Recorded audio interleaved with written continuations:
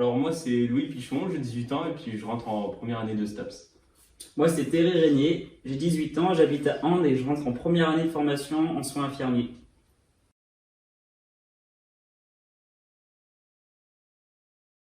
Alors globalement non, c'était plus long, on a mis 2 mois et demi, 3 mois à vraiment préparer, on s'est réparti les tâches et c'est comme ça qu'on a réussi à bien structurer et être organisé au mieux.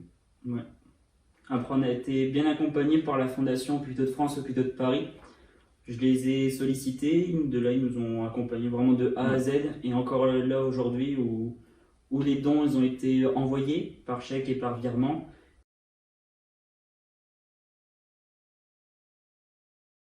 Alors globalement, le trajet il s'est plutôt bien passé. Il n'y a eu que les 3 premiers jours où il y a eu de la pluie, du mauvais temps. Ça a été dur psychologiquement, mais dans l'ensemble, ça a été. Les côtes aussi, les montées, c'était interminable. Ouais. Tous les jours, on a eu pas mal de dénivelé positif, parce que le fait de longer la côte, les falaises, tout ça, et beaucoup de dénivelé, ça s'enchaînait. Ouais. Puis vraiment la première étape c'était on partait pour 90 km. C'était une belle première étape. Ouais, sous le vent, la pluie, Ouais. les côtes du Boulonnais, c'était assez compliqué.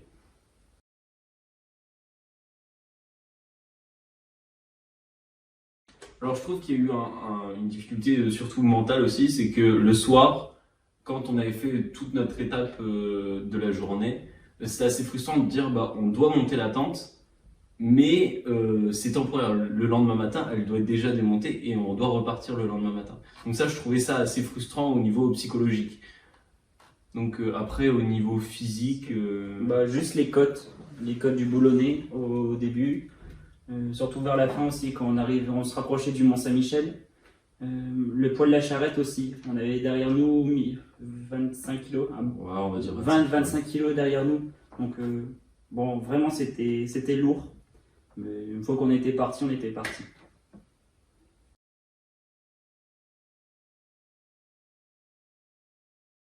Honnêtement, oui. Vraiment, ce projet il est parti d'une publication sur Facebook sur le vélo maritime. De là, on a fait notre première réunion. Et aussitôt, on a été soutenu par les journaux locaux, dans le littoral, La Voix du Nord, qu'on remercie de nous avoir suivis, Radio 6 aussi. Et de là, toutes les personnes, tout le monde nous a soutenus, mentalement, administrativement, financièrement. Enfin, vraiment, c'était incroyable. Et si on est satisfait des dons récoltés, largement, actuellement, il y a 1400 euros, 1450 euros qui ont été offerts à la fondation, mais il y a aussi eu 600 euros de logement, plus la nourriture à côté. Donc on est très satisfait des dons récoltés.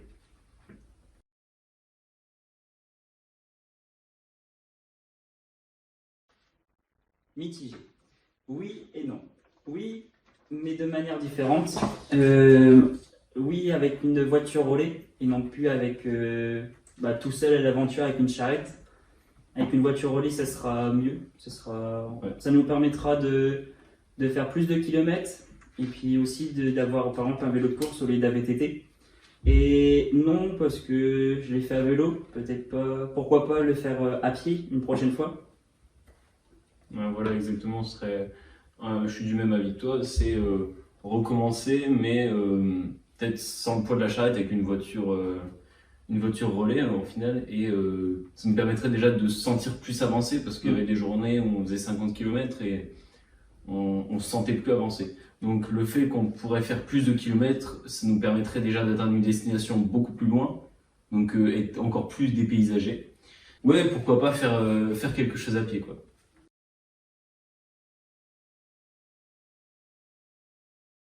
Moi, la mienne, on va dire que c'était le matin. J'ai été terrifié à l'idée de me lever pour voir l'état des roues de mon vélo et de ma charrette. Parce que j'ai crevé 5 fois en tout. Terry 0. Hein. Mais tous les matins, j'ai eu 3 ou 4 matins, je me levais et j'avais une roue à plat. Et le matin, déjà, comme expliqué précédemment, c'était déjà assez frustrant de dire il faut ranger la tente et partir vite. Et en plus, des fois, je devais changer la roue, donc démonter tout le pneu, ça. Et ça, c'était assez frustrant et terrifiant. Après, j'avais peur de me lever. Et surtout que je faisais le fou des fois sur les gros galets, par exemple à Caillou-sur-Mer. Oui, il descendait de son vélo, il faisait vraiment attention à tout. Moi, non, je fonçais et j'ai eu 0 crevaison. Alors que Louis, qui est super minutieux, en a eu 5. Et me concernant, c'est à chaque fois qu'on arrivait dans un nouveau camping, une nouvelle destination, je voulais absolument, c'était aller tremper mes pieds à la mer. Toujours. Donc, toutes les destinations en tout, on s'est arrêté 14 fois. Et ouais, 14 fois. Donc, j'ai trempé 14 fois mes pieds dans des lieux différents. Ouais, chaque fois on arrivait et puis on finissait de monter la tente et puis il fait faut penser à aller mettre ses pieds à la mer quand même. Hein. Et non, c'était marrant. Ouais, à la fin, il faisait quand même beau. Et là, c'était plus les pieds, c'était je plongeais dans la mer.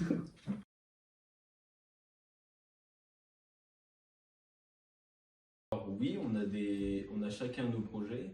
Moi, ce serait de rejoindre Amsterdam en vélo, en solitaire. Alors moi, j'ai plein de projets, comme d'habitude. Mais un projet en rapport avec la fondation, c'est... Alors, je peux pas trop en dire, mais à cause de la pandémie, on peut pas de nouveau pas mettre en place les tirelires dans les bureaux de poste. Donc, on est en train de mettre une nouvelle manière de récolter les dons.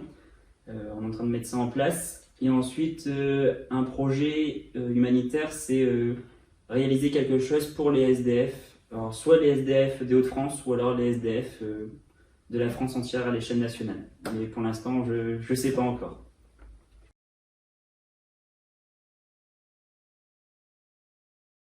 Alors moi, je fais une petite vidéo à part afin de remercier mon village. Remercier tous les Andrésiens qui m'ont soutenu, qui ont soutenu le projet à vélo que j'ai réalisé avec Louis. Je tiens également à remercier tous les commerces du village, la boulangerie, les salons de coiffure, etc., d'avoir accepté que nous mettons des tirelires à la disposition de vos clients. Et je tiens également à remercier le conseil municipal ainsi que monsieur le maire pour la petite surprise lors de notre départ le 10 juillet dernier. Vraiment, pour cela, merci infiniment. Et je vous dis, je reviens bientôt pour de nouveaux projets pour le village et aussi pour de nouveaux projets humanitaires. J'en dis pas plus. À très vite et surtout, prenez bien soin de vous.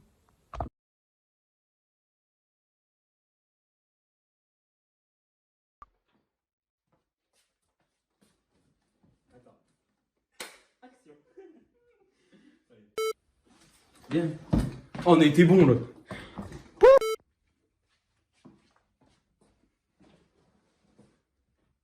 Ce n'était pas trop difficile d'organiser Louis. Ah, j'ai chaud.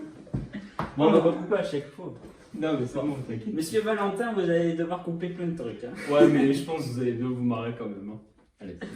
Là, je suis concentré. C'est bien. Quelles sont les difficultés rencontrées? Les cotes?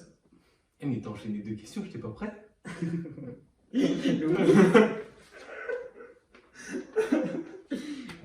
Bon, question 4. Quelles sont les difficultés rencontrées? Les cotes? Refais-le. Et je suis en train d'acheter mort de rire, Terry. Et je suis de deux de pleurer. Cut. Il semblerait que vous ayez d'autres projets. Peut-on en savoir plus?